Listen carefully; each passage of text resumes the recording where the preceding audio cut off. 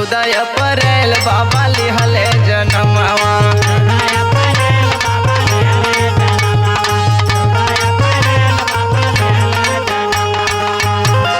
खुशियन से नाचेला देखा बहु जनवा, खुशियन से नाचेला देखा बहु जनवा। 14 अप्रैल बाबा लिहले जनमवा।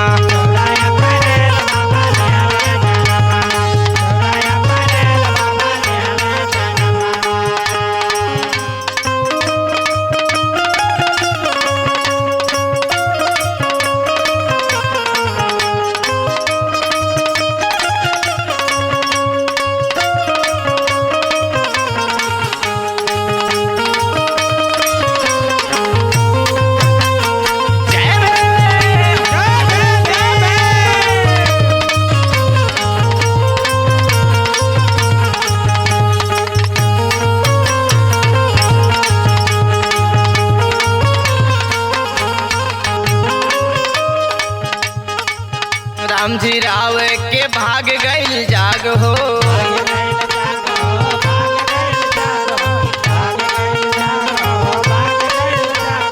खुशियों से नाचेली भीमा बाई आज हो।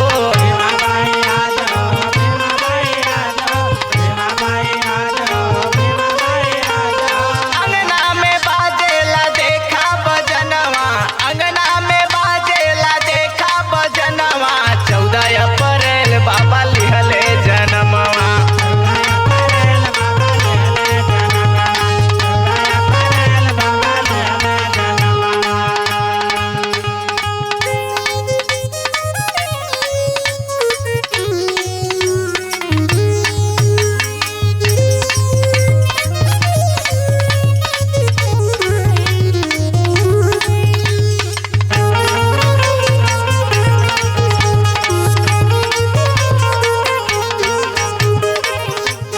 लंदन में बाबा जी कैले पढ़ाई,